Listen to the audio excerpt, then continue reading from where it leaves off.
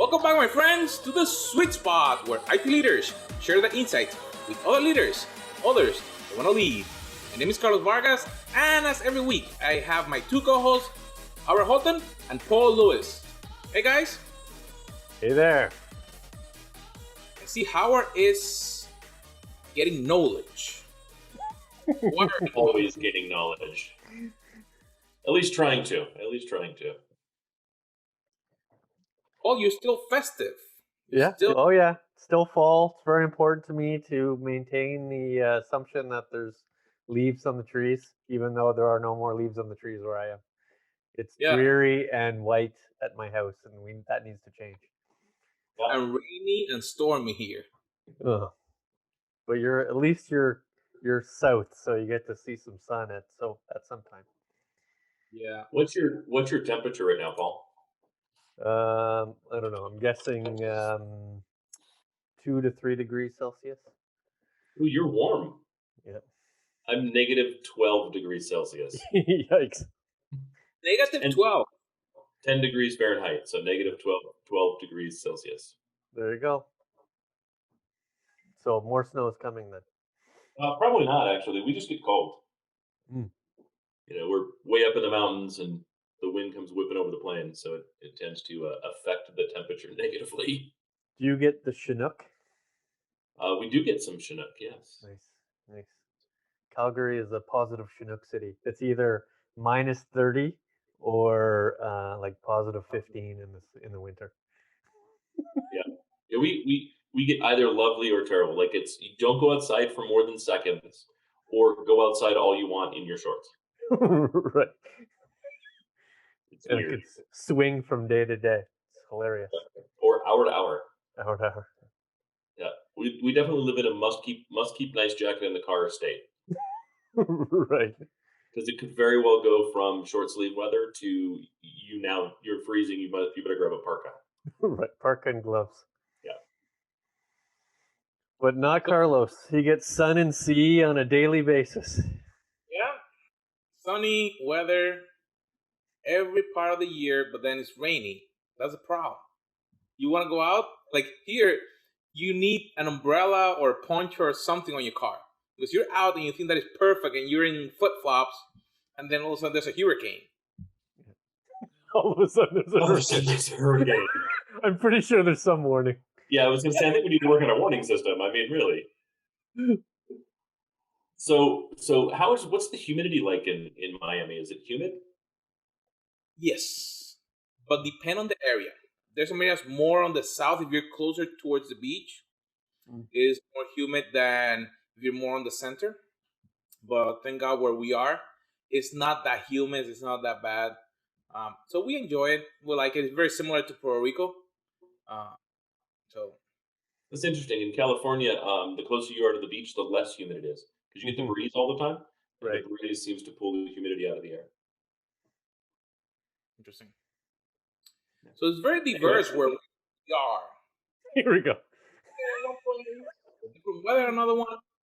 How about on the leadership bench? Diversifying the leadership bench. What do you guys think about that? That's quite the stretch on the transition. I think it was nice.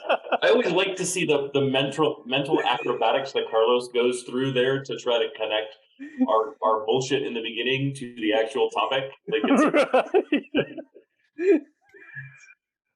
Let me pick a random word. Does it sometimes take you an hour to kind of unpretzel your brain after you do that? Because that one was pretty far.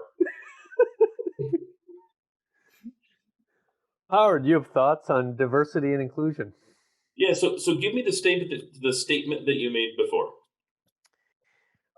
There has been talk about diversification at the leadership level. So in our sense, it's the CIO and CTO and CISO, or all the VPs and SVPs of that team. How do you handle that? Do you handle that via org chart? Do you handle that via org design? Do you handle that via talent development? Do you handle that via recruiting? Could be any one of those things.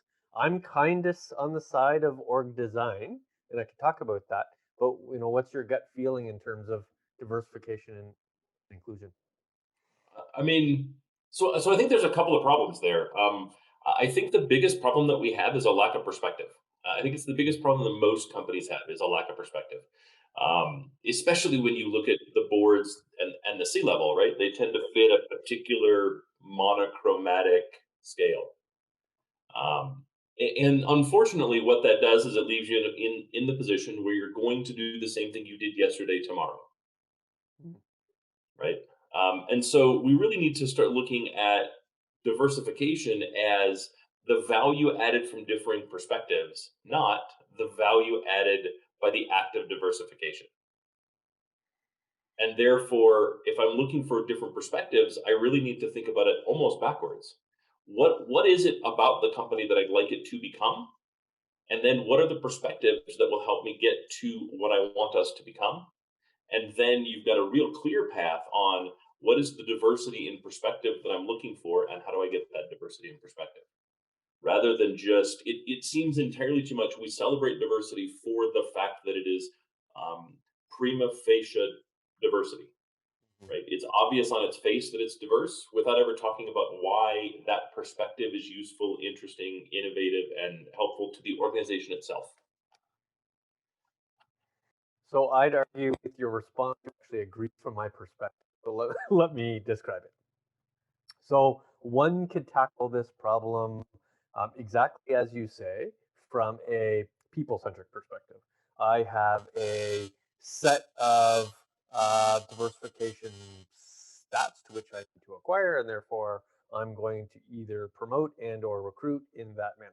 Or you can think of it as a diversification of opinion and inclusion, a consistent inclusion of that opinion, which means it's an organization pattern. Let me describe what I mean.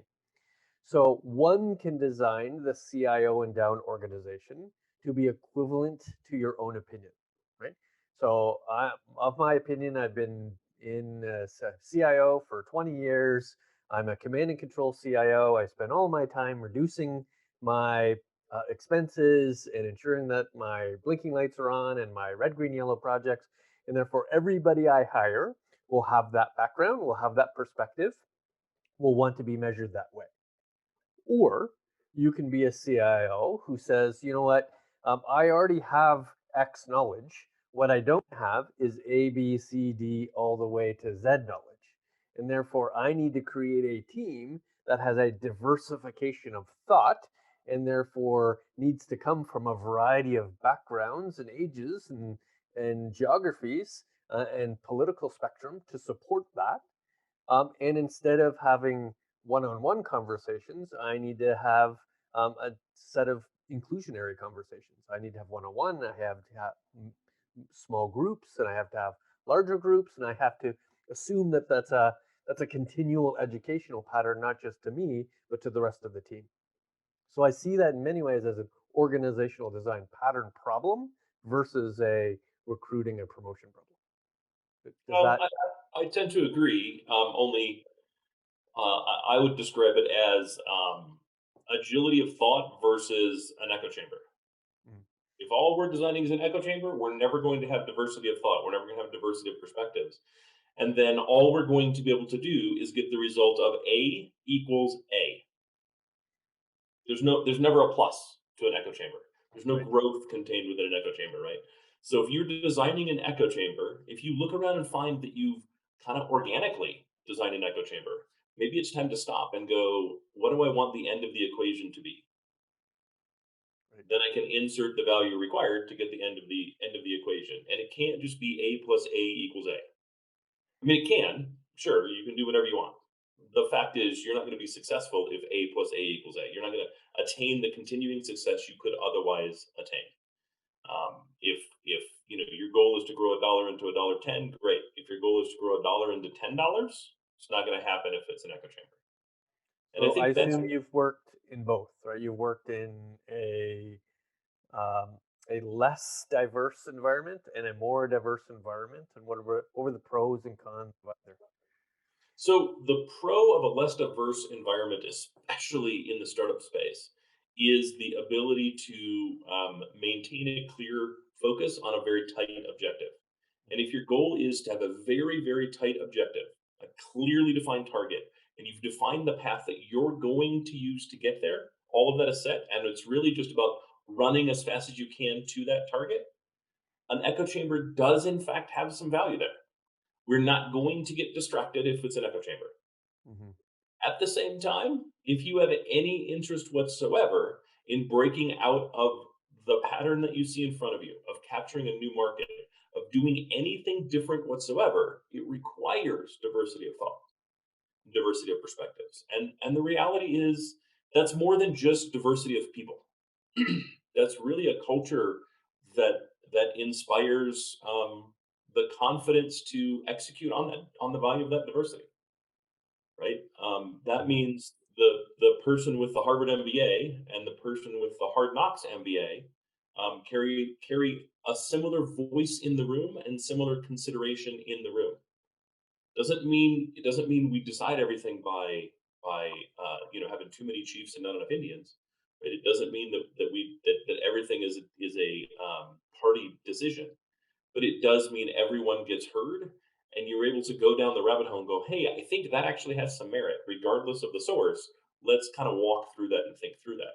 And what Hmm. happens entirely too often is it's diversity in name only, in Right. which case they really want you to be seen and never heard. Right. um, and and then we just march to the beat of the same drum with different drummers, and it really doesn't provide any of the value that we otherwise really should be seeking out. Hmm. Let me share a story where diversification actually, or diversity, was the solution. So back in my early days in the Canadian technology world, specifically in the mortgage world, there are three technologies. There was two PC client server technologies and one Mac-based client server technology, and they had existed for, let's say, 15 years. And they served up the mortgage broker community in Canada. Let's say there were 5,000 of these mortgage brokers, and it would be fair to say that there was an archetype of a mortgage broker, right? A male of a certain age who were delivering on individual financial advice to a variety of customers out in the world. We need to replace that technology over time. As you can imagine, there's only so much you could create without a web-based tool. So we decided to consolidate those three technologies into a single web-based technology. And knowing that the diversity of the ultimate home buyer was changing in terms of first-time home buyers, in terms of uh, be both an urban and rural, and seeing brokers. Unfortunately, we were designing the web-based application to be almost functionally equivalent to the server-based applications. And until we diversified the team to include much younger org members, both technologists and business analysts, and a diversity in terms of gender, in terms of not just age, but technological background, or even geo-centric background, to support understanding how our users would start to use this technology, which was different than before, how documents would get produced that would end up going to home buyers that were even more diverse than they were behind. So we essentially had to replace easily 80% of the team members and triple it just to ensure we had a different perspective of the user behavior, the user experience, the UI in general. And that was the only way we were effective. And we were able to consolidate those three applications. But diversification, diversity was the only way we were going to make this work going forward. Sure. I mean, you can look at any engineering organization too and see a similar story repeated ad infinitum, right? You Mm-hmm. can almost now look at an interface and go, oh, that was built by the same engineers that built the tool to begin with. Right. Versus we went out and got people to represent the end user who built a user interface based on how they might want to actually interact with the thing, that showed clear and concise paths to get to what you want to get to, clear and concise results, and less than 4 clicks to find everything that you needed to find, and a nice shiny interface that made you want to use it. And the payout is enormously different, right? Look at Pure versus pick a vendor. Um, people buy Pure because it's easy. They don't buy pure because it's got the name. And the value of easy really comes through in that diversification. I don't want the same thought process that led to the engineering of the box to design the user interface. Right. And that's actually very Carlos, important because it doesn't. It's not only with hardware, but I get a lot of offers for new software pieces, and you just described something that is very interesting. You can see when the team thinks and there's diversity of thought because the product becomes easy to use. There was one to send SMS text, and they was a great option, great price, but extremely clunky. But Mhm. when that one came out, I invested on it because it granted me the option that for the rest for life, I'll be able to send SMS about I think 10,000 or 25,000 SMS messages per month for anything. So I said, okay, so the value that what they were charging at that time, but the interface was horrible.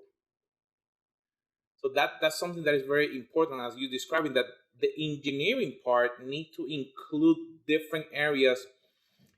And you describing something that I wanted to ask you for not only the leaders but also the people that work with the leaders. You mentioned about diversity, so it will not be an echo chamber. Mhm. So, how does a team support the leader so he doesn't become an echo chamber? How does That's an a interesting perspective. So from exactly support member to leader versus leader to member. exactly Howard, because if a CIO or a CTO or a manager is at a meeting, you don't want to just say yeah because you mhm. become Tommy. I mean, you make sure that you're heard, right? That's the best way to do it.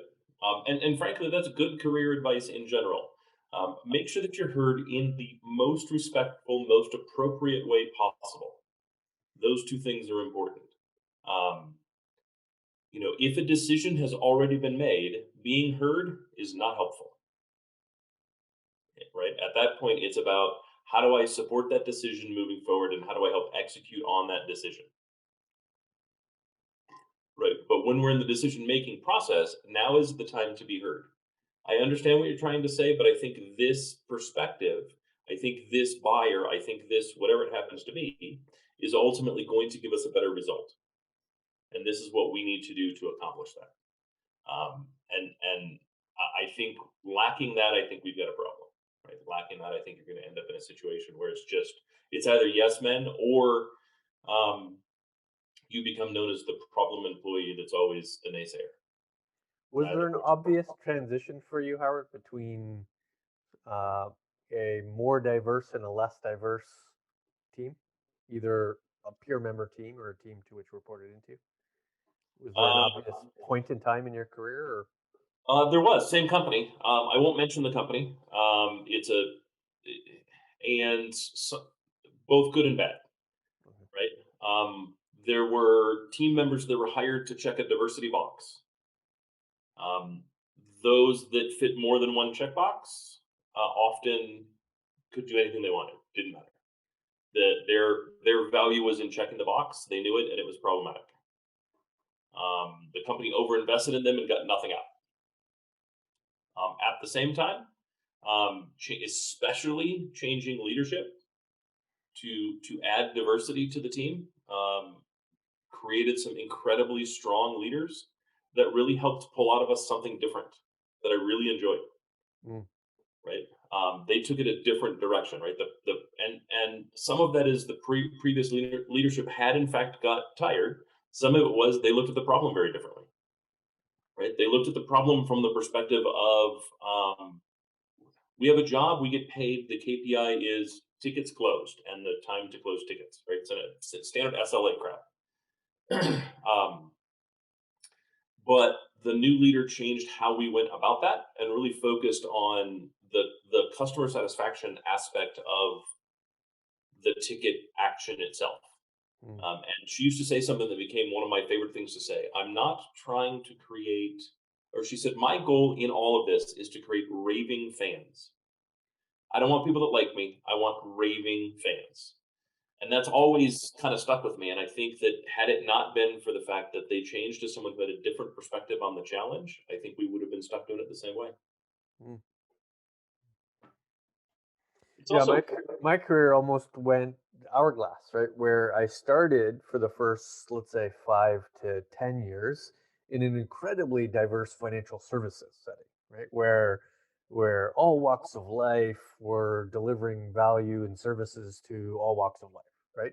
Because the reality is, in a bank, as you can imagine, um, the customer segments cross the nation, right? Cross the nation and cross the the constituency as a whole. The population is our customer base.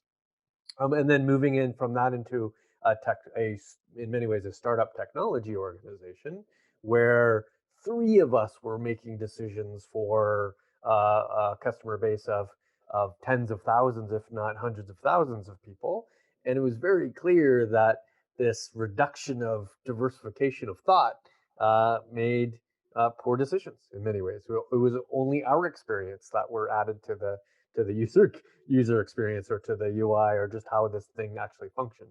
And until we expanded that organization to have a much more not just diversified team member, but actually an inclusionary process of ideas, did we actually start to mirror what the client set was again.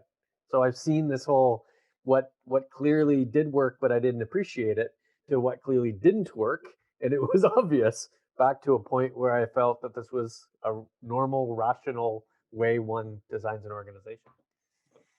and I would say diversification really is, I kind of want to double click on it, really is diversification of thought, Mm-hmm. right? Not diversification of appearance. Like, let's be honest, right? When we see the term diversity hire, it refers to sex or race. Those are the things that it refers to. Those are outward appearance, Yeah. It right? might be distinctly different between Canada and the U.S., but I buy that. Right. So the challenge becomes, if all I've done is hire someone with the same perspective but a different outward appearance, I haven't really changed anything. I haven't really gained any value. Right. And I worked in organizations that were tremendously diverse of the races and sexes represented, and yet every single person thought the same. Their industry had changed around them, but they all thought about the industry kind of pre-change, and they Right. were completely unable to catch up with the evolution of the industry and really take advantage of the dynamics that were added and the opportunities that were created. Mm-hmm. At the same time, I worked at another company where the industry was very cloistered. Right, it was very nepotistic, and being one of the few people from outside that industry, um, I immediately showed my value simply by having a different perspective. It wasn't that I was better at it or worse or anything else than anybody else in the room. It was simply a different perspective added to a pond that had become stale that all of a sudden allowed us to start grabbing change and making differences. Yeah, the least diverse organization is a family-run business. For sure. Because not only do you not get diversity of thought, you have a patriarch or a matriarch making effectively all the decisions. So there's no. So there's a really famous organization that's got that problem right now. You've been in the news a lot. Why can't I think? Oh, White House. Right. Yes. Not by design, but certainly by implementation. Sure. But So I've encountered many small, medium, large, family-based organizations where it's very clear that um, they're making hereditary conversations, or they're setting themselves up for financial gain for the next several hundred years. Right? It's about inheritance sharing versus actually providing value, to a client mix or to an audience. but you don't have to pick between the two, Yeah. right? Like ultimately, you could in fact do both. Mm-hmm. And the truth of the situation is, if your um, son, daughter, grandson, granddaughter, niece, nephew, cousin, brother, whatever the family member is that's involved, is in the wrong position, it doesn't actually have to change the share they own in the company. Right. It is totally fine to take someone that needs to inherit because that's the way you want it to go and put them on the board and still give them an inheritance. Right. It's okay to put them in the spot that makes logical sense for them, even if they have the golden list of golden parachutes, because putting the right people in the right positions can be a multiplier of value, Which is right? why those organizations do well when it's a family-run business, but an external CEO. Right. Yeah. So let's talk inclusion. We talked about diversity a lot. Let's talk about inclusion. So diversity is diversity of thought, both a thought in terms of how one thinks and then experience holistically, right? So I have different expertise and experience, and you want to add that to your team. But inclusion is about ensuring that you're constantly getting that feedback, that there isn't somebody in the room that's in the corner that you never talk to or ask for their input, that everybody gets to provide input all the time. You're constantly including these voices. How do I how do I ensure that culture is created? So I actually like Zoom for this, Mm, and for those who don't like do this naturally because you've been doing it long enough that you've come up with your own methods. Here's a great method. Simply do a round robin in Zoom. mm, Ask for opinions and make it active, and just go from where you're at to the next person, the next person, the next person, the next person, the next person, right? Until you've gone through everyone. And then when you do it the next time, do the same exact thing, only go backwards. Start from where you ended last time and go back through.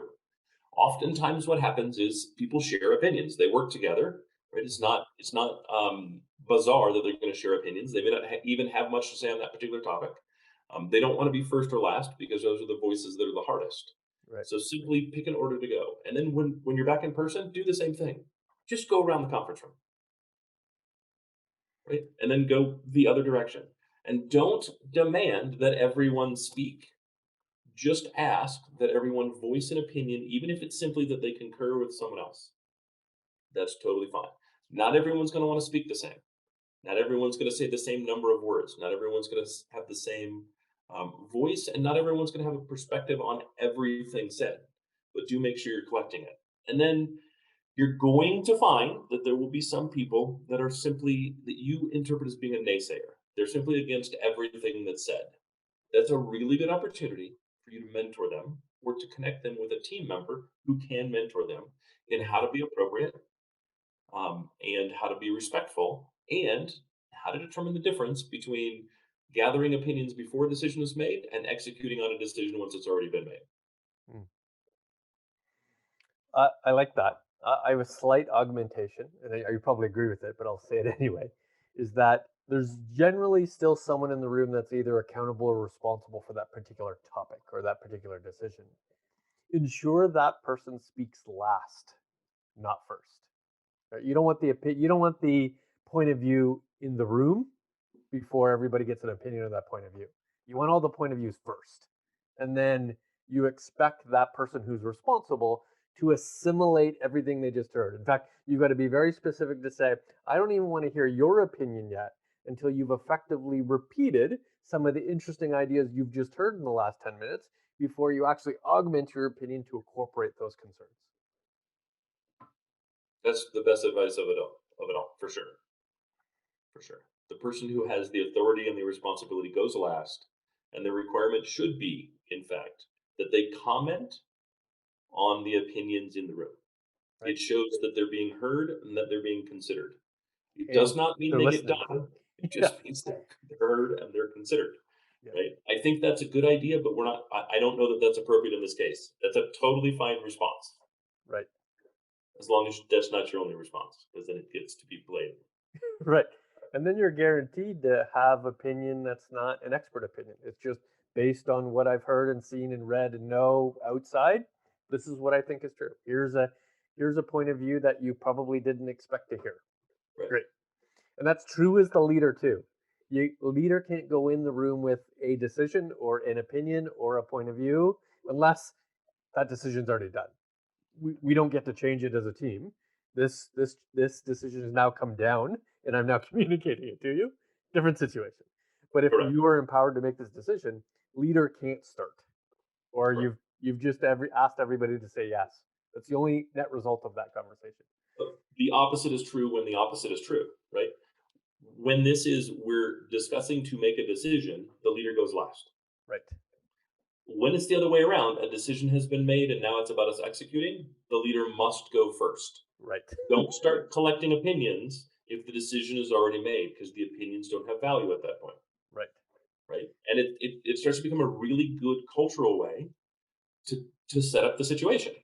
Mm-hmm. Because if you don't go first, then everyone in the room knows we're now open for opinions. Now is the time for your thoughts, for your desires, for your interests, and your concerns to be heard, to be counted and tallied and weighed.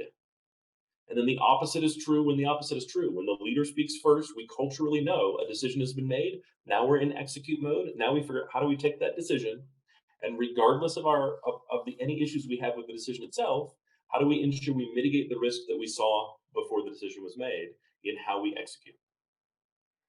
So that's the easier of the two. So it's easy-ish in a room to have those discussions.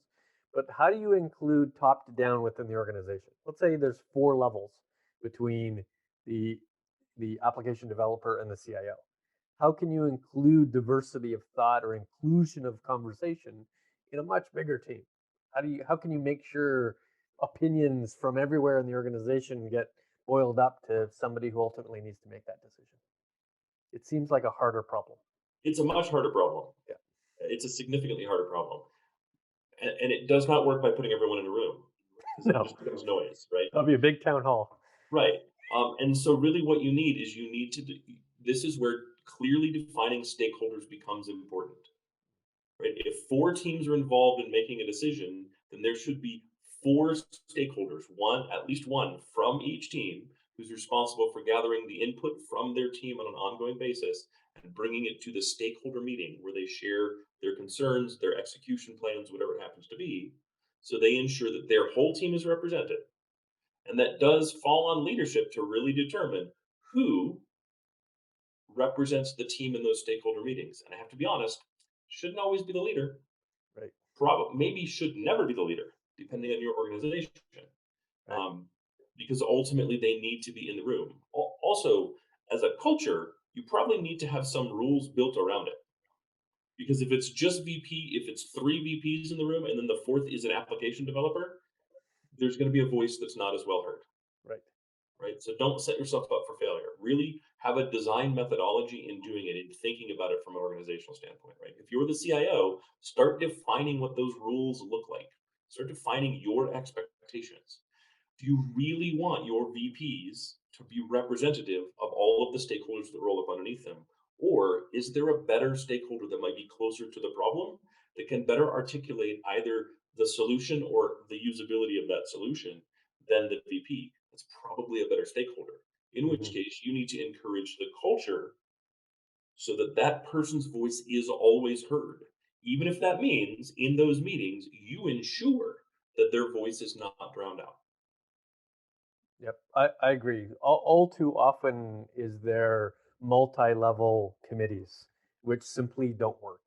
Because a multi-level committee will immediately, just general culture, will start to be listeners for the lower part of the organization and deciders for the higher part of the organization, which isn't, in fact, what you want as the CIO.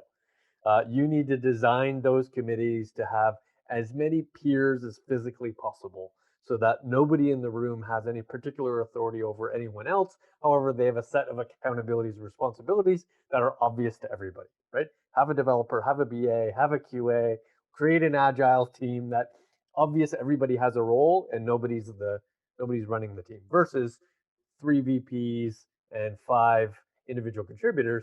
Those 3 VPs will make every single decision in the room, which is absolutely not effective because it's quite unlikely those VPs have enough detailed knowledge to make those decisions. Yeah. Right? And I would say that if you as the CIO or you as whatever the leader is in the room, the ultimate person that the decision is being presented for, if you are not in the room some of the time, then you make sure the person with the lowest title presents the notes from the previous meeting. Right. They're much more likely to stumble over the things that their opinion didn't get heard on Right. versus a VP pushing forward the decisions made by the VP. Right. Right. So I think there's some easy ways to do that that often get missed. Yep. So other things like bits and bytes, you need to look for people who have a different opinion than yourself, right? So don't always bring in people in the committee who you think already have the same opinion. Make sure there's diversity of thought in that general room. Like there's always somebody who distinctly has a different architectural design. Put them in that room because that will be an interesting behavior to see. Don't seek out same decisions always. Sorry, don't seek out same expertise. Seek out alternative expertise, and potentially even create a distinctly different communication path up to the CIO. It doesn't always have to be through the hierarchy. It can be different paths of communication, informal or even formal. But you've got to create multiple paths. And the reality is, still need an open door policy, right? If somebody wants to come in and have a conversation with you, let that conversation occur. Don't just let it encourage it, right?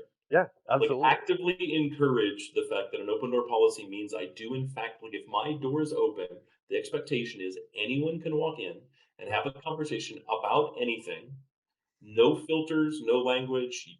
You say what's on your mind, and I Yeah, will listen to the absolute best of my ability for the length of time until I have to close the door because I've got another meeting.